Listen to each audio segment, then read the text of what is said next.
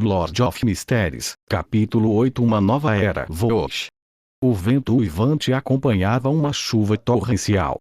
O veleiro de 3 mastros foi jogado ao redor pelas cristas e vales das ondas que chegavam, como se fosse o brinquedo de um gigante. O brilho carmesim nos olhos de Alger Wilson desapareceu.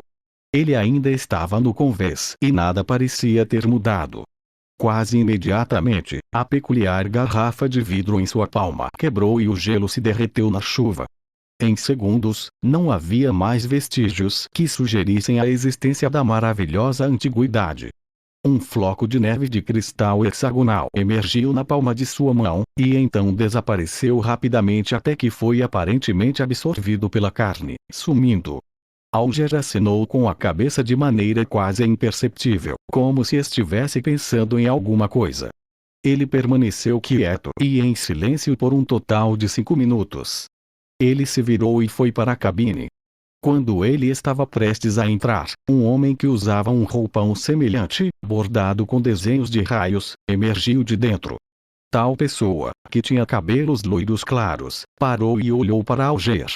Ele segurou o punho direito contra o peito e disse: "Que a tempestade esteja com você." Alger respondeu com as mesmas palavras e gestos.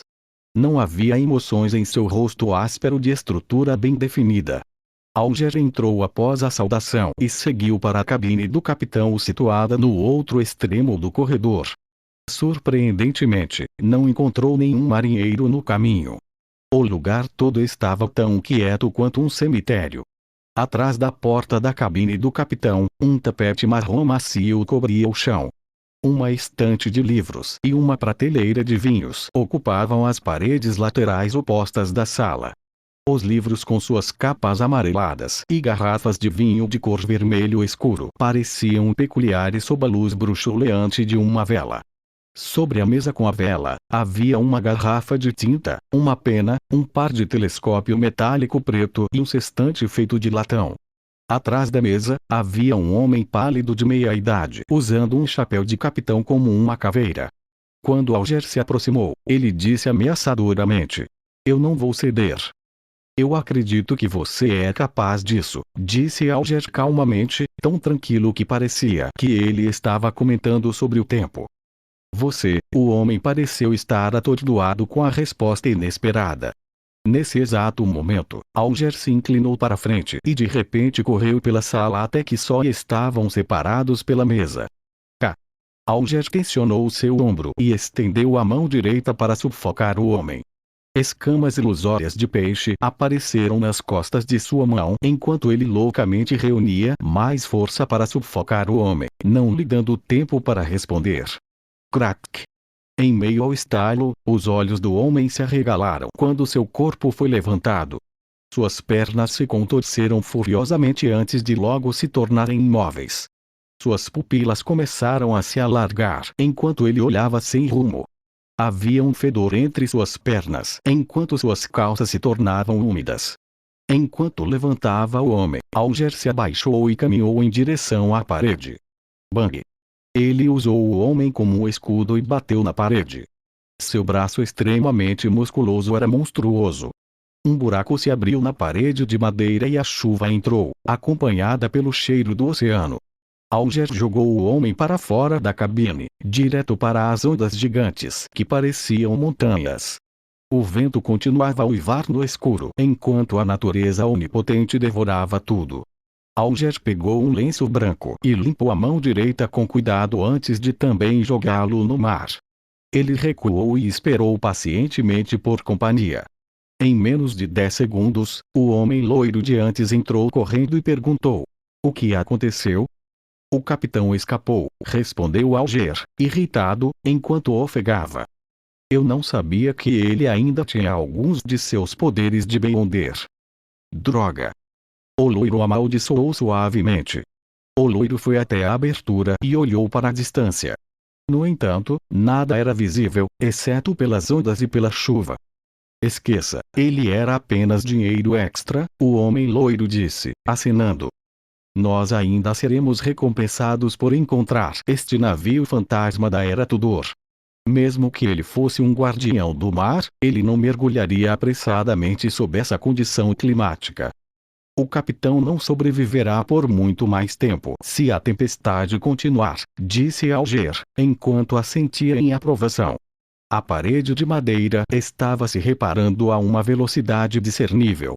Ele olhou para a parede e virou a cabeça subconscientemente para o leme e a vela.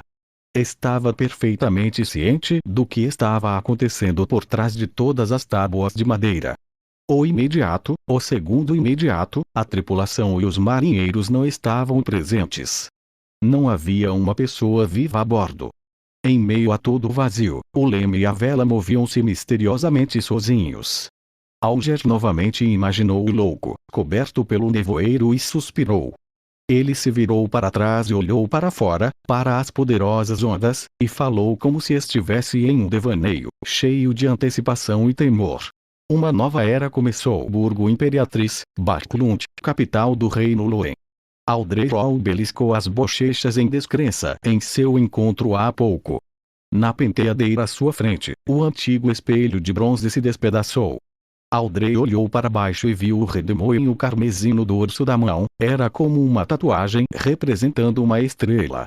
O carmesim enfraqueceu gradualmente e desapareceu de sua pele.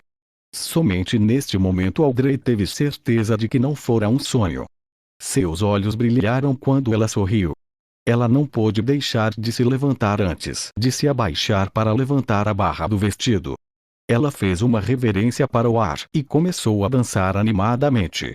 Era a dança dos elfos antigos, a dança mais popular entre a realeza no momento. Ela tinha um sorriso brilhante em seu rosto enquanto se movia graciosamente. Toque. Toque. Alguém de repente bateu na porta de seu quarto. Quem é? Aldrey imediatamente parou sua dança e perguntou enquanto arrumava seu vestido para parecer mais elegante. Minha senhora, posso entrar? Deve começar a se preparar para a cerimônia. A criada de Aldrey perguntou do lado de fora da porta.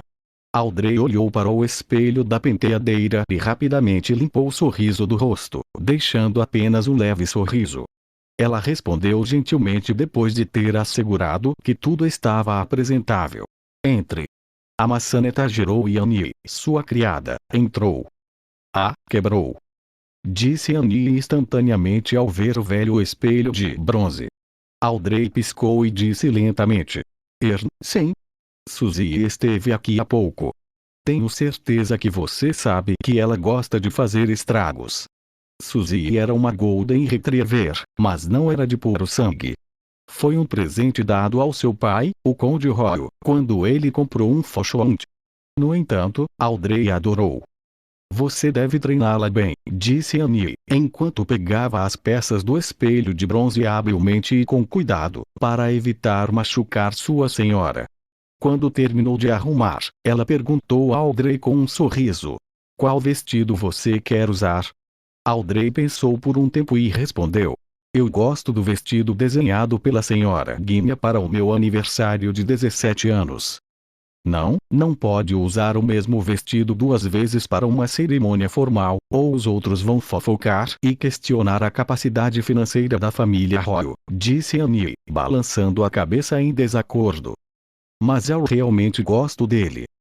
Insistiu Aldrey gentilmente.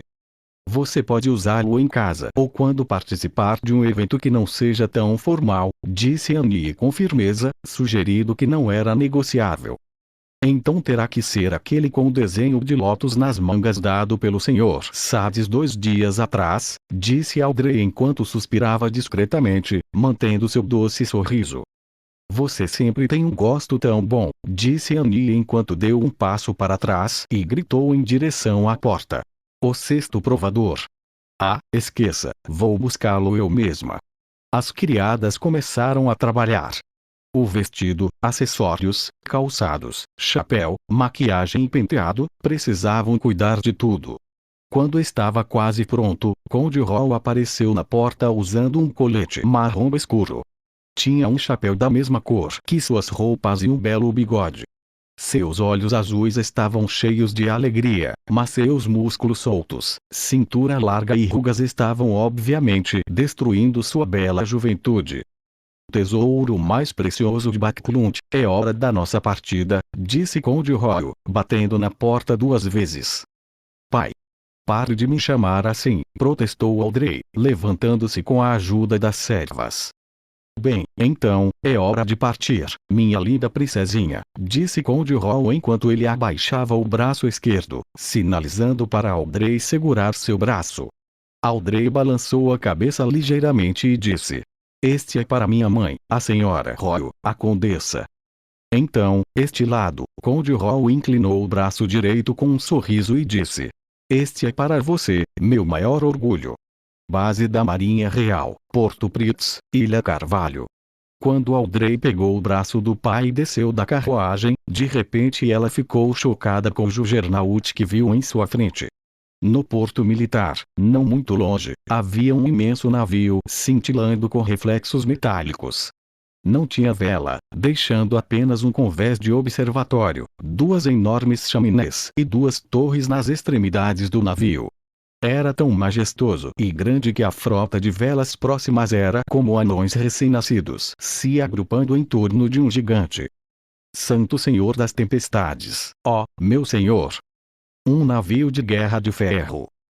Em meio ao furor, Audrey também ficou chocada com esse milagre sem precedentes criado pela humanidade. Era um milagre do oceano que ninguém havia visto antes. Demorou um pouco para os aristocratas, ministros e membros do parlamento se recomporem. Então, uma mancha preta no céu começou a crescer em tamanho até ocupar 1/3 do céu e entrar na visão de todos. A atmosfera de repente ficou solene. Era uma gigantesca máquina voadora com um belo design aerodinâmico pairando no ar. A máquina azul escura tinha airbags feitos de algodão apoiados por estruturas de liga que eram fortes, mas leves. O fundo da estrutura da liga possuía aberturas montadas com metralhadoras, lançadores de projéteis e canos de armas.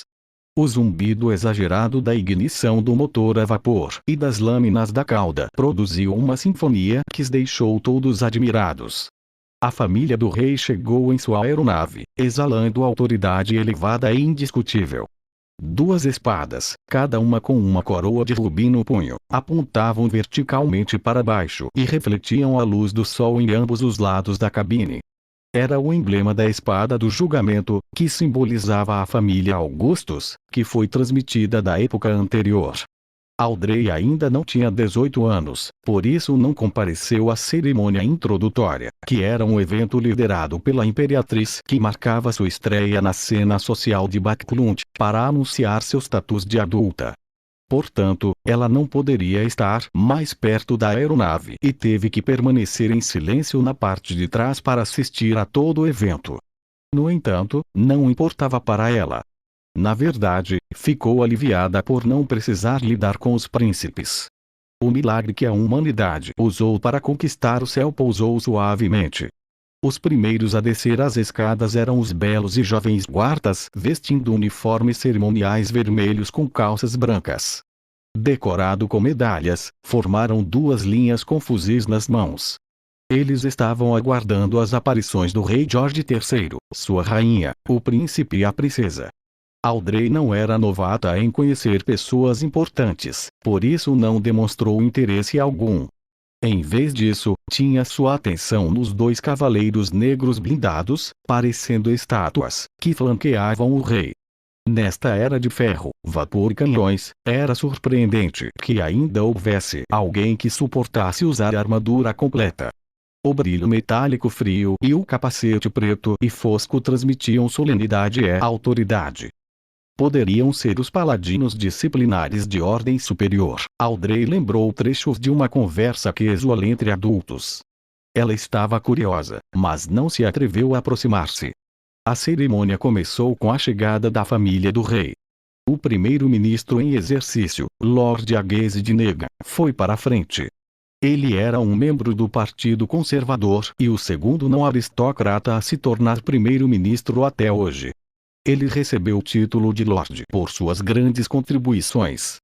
Claro, Aldrey sabia mais. O principal defensor do Partido Conservador era o atual Duque de Nega, Palas Nega, que era irmão de Agezid. Agezid era um homem esguio e quase careca de mais de 50 anos com um olhar penetrante. Ele inspecionou a área antes de falar. Senhoras e senhores, creio que sejam testemunhas deste navio de guerra de aparência histórica. Tem dimensões de 101 por 21 metros. Um surpreendente design de bombordo a estibordo. O casco tem 457 milímetros de espessura.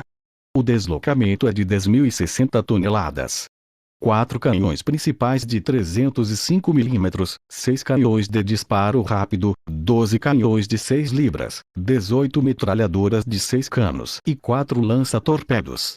Pode atingir uma velocidade de 16 nós. Será o verdadeiro hegemão. Conquistará os mares. A multidão foi despertada. As meras descrições eram suficientes para incutir imagens de medo, sem falar do fato de que a coisa real estava bem na frente deles. Agezid sorriu e falou mais algumas linhas antes de saudar o rei e pediu: Sua Majestade, por favor, dê um nome a ele. Como partirá do porto de Pritz, deveria ser chamado de Upritz, respondeu George III. Sua expressão mostrava sua satisfação. Upritz. Upritz. As palavras se espalharam do ministro da Marinha e do almirante da Marinha Real para todos os soldados e oficiais no convés. Todos exclamaram em uníssono: Upritz. George III ordenou ao Pritz que partisse para um julgamento em meio a salvas de tiros e da atmosfera comemorativa. Fom. Fom. Fumaça densa saiu das chaminés.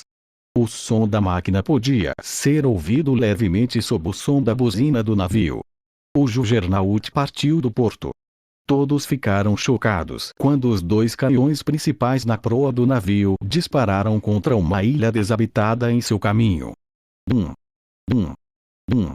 O chão tremeu enquanto a poeira subiu para o céu.